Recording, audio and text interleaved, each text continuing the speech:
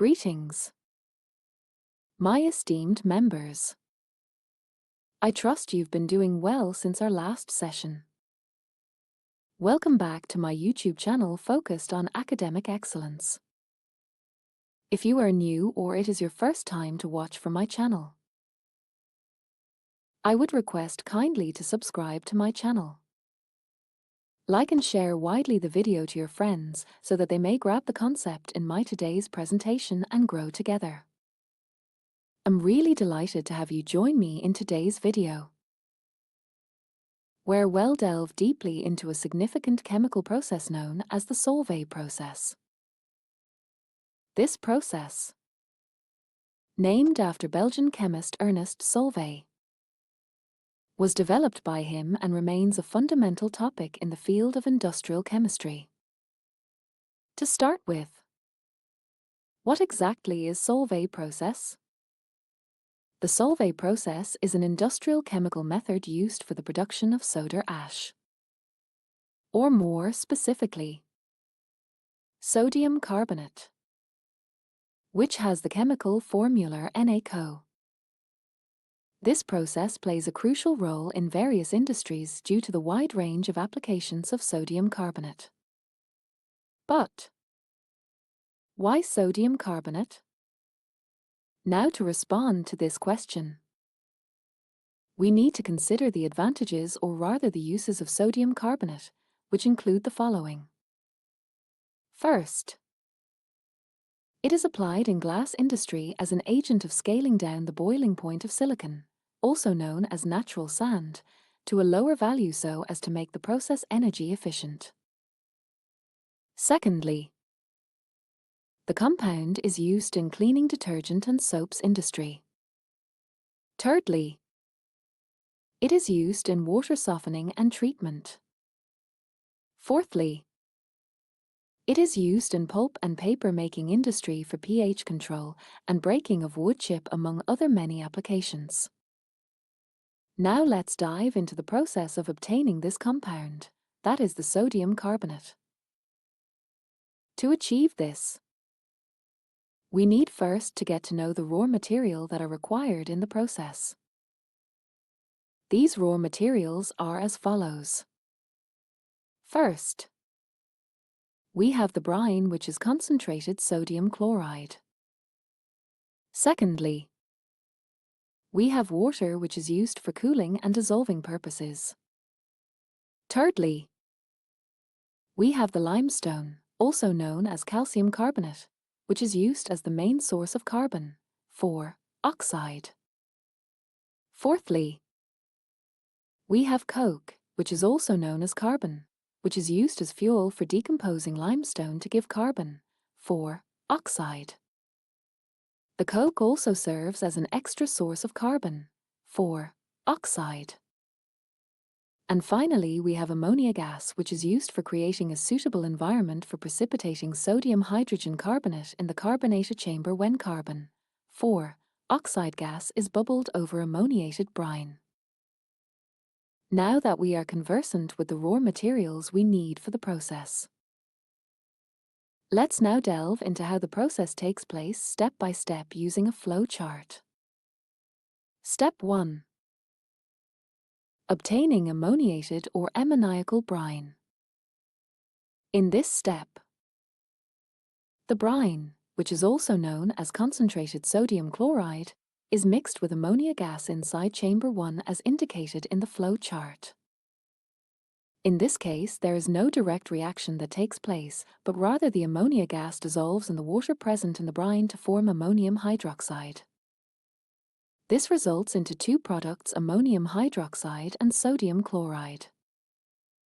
This reaction can be represented by this chemical equation, where we have 2 moles of gaseous ammonia gas indirectly reacting with 1 mole of sodium chloride and 2 moles liquid water to give out 2 moles of aqueous ammonium hydroxide and 1 mole of aqueous sodium chloride. These products are then directed to the carbonator chamber, where they react with carbon, for oxide from the kiln. Step 2. Thermal decomposition of limestone. This step takes place in the kiln and its main purpose is to generate carbon 4 oxide, which is needed in the carbonator. In the kiln we have limestone and coke as the main materials. The limestone or calcium carbonate is thermally decomposed using coke as the fuel, which produces sufficient heat energy to decompose the limestone into calcium oxide and carbon 4 oxide. The carbon 4 oxide is fed into the carbonator while the calcium oxide, also known as quicklime, is directed into the slaking chamber awaiting further reaction. The resulting chemical reactions in the kiln can be represented using these chemical equations as shown here, where first 1 mole of solid calcium carbonate or the limestone is heated in presence of coke as fuel to give out 1 mole of solid calcium oxide and gaseous carbon 4 oxide. Secondly, we have 1 mole of carbon or simply coke been heated in presence of oxygen to generate 1 mole of carbon 4 oxide gas, which serves as a supplementary way of realizing the needed carbon 4 oxide in the carbonator. The chemical process that takes place in this chamber is called thermal decomposition or roasting process. Step 3. Reaction in the carbonator chamber. In this chamber, the incoming ammoniated brine is reacted with carbon 4 oxide from the kiln, resulting into precipitation reaction where 2 products are realized: sodium hydrogen carbonate and ammonium chloride. Sodium hydrogen carbonate is precipitated as solids while ammonium chloride is given out as an aqueous solution. The reaction in this chamber can be represented by this chemical equation, where 1 moles of solid sodium chloride, gaseous ammonia gas, liquid water, and gaseous carbon 4 oxide combine to give out 1 mole of aqueous ammonium chloride and sodium hydrogen carbonate in solid state. If we were to delve into details on how these products are realized, then we would consider the ionic reaction that occurs. From the ammoniated brine we have the following ions: chloride, sodium, ammonium and hydroxide ions. To realize sodium hydrogen carbonate, the following chain of reaction takes place. First, the incoming carbon 4 oxide from the kiln reacts with the water present in the aqueous solution to give out weak carbonic acid. This carbonic acid readily dissociates to give out hydrogen ions as the positively charged ions, or simply the cations, and hydrogen carbonate ions as the negatively charged ions, or simply the anions. Secondly, the hydrogen carbonate ions in the alkaline environment, resulting from the presence hydroxide ions, combines with sodium ions to give out solid sodium hydrogen carbonate, which is a precipitate or solid at low temperatures. The ionic equation representing the above reaction is as shown here. On the other hand, to realize the aqueous ammonium chloride, the ammonium ions combine with the chloride ions to give out the ammonium chloride solution, which assumes aqueous state at low temperatures. The ionic equation representing the above reaction is as shown here. The 2 mixtures are then directed to the filter chamber, where they are separated via filtration process to get the respective individual products. The separation of the 2 products is made possible by the fact that sodium hydrogen carbonate assumes solid state at low temp, contrary to the case of ammonium chloride, which remains in aqueous form at such low temperatures. Once separated, the aqueous ammonium chloride is directed to the Solvay tower awaiting further reaction, as it shall be shown in step 5. On the other hand, the sodium hydrogen carbonate is directed to the decomposition, or simply the heating chamber, where the compound is thermally decomposed to give out water, carbon 4 oxide and sodium carbonate, which is the soda ash and our main product of interest. In this process of decomposition, we have two products that are recycled. That is, water and carbon, 4, oxide, which are then fed back to the carbonator chamber as raw materials. The resulting reaction can be represented by this chemical equation, where 2 moles of sodium hydrogen carbon in solid state is heated to give out 1 mole of solid sodium carbonate, soda ash. Water in form of steam and gaseous carbon, 4, oxide. The chemical process in this case is known as thermal decomposition or roasting process. Step 4. Synthesis of slaked lime, which is also known as calcium hydroxide. This synthesis takes place in the slaking chamber where the calcium oxide, also known as quicklime, which was given out from the kiln, is reacted with water to give out calcium hydroxide. The reaction involved in this step can be represented using a chemical equation as shown here, where 1 mole of solid calcium oxide is reacted with 1 mole of liquid water to give out 1 mole of calcium hydroxide. This compound is then directed to the Solvay tower as shown in the flow chart. Step 5. Reaction in the Solvay tower.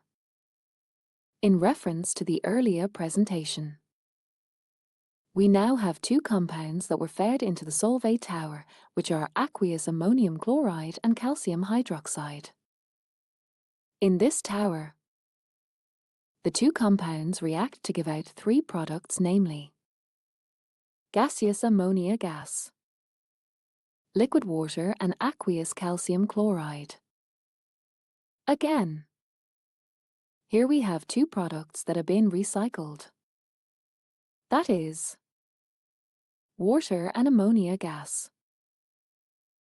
The ammonia gas is directed to the first chamber where it reacts with brine to form ammoniated brine.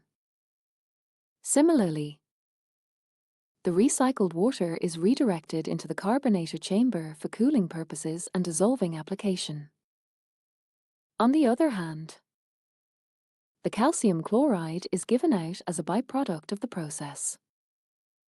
This byproduct finds numerous applications in industrial process like drying of gases such as hydrogen, oxygen, among other gases.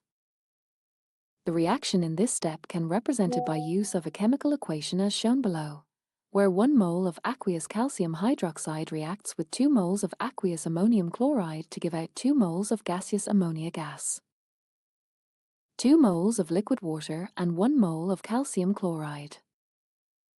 This marks the end of the Solvay process. In summary, the key points to master in this process are the uses or the applications or the importance of having soda ash, the raw materials required in the process, the chemical reactions at various stages in the process, the key products at various stages of the process, the recycled materials in the process, the byproduct of the process and its applications, and finally the various processes in the respective stages of the Solvay process.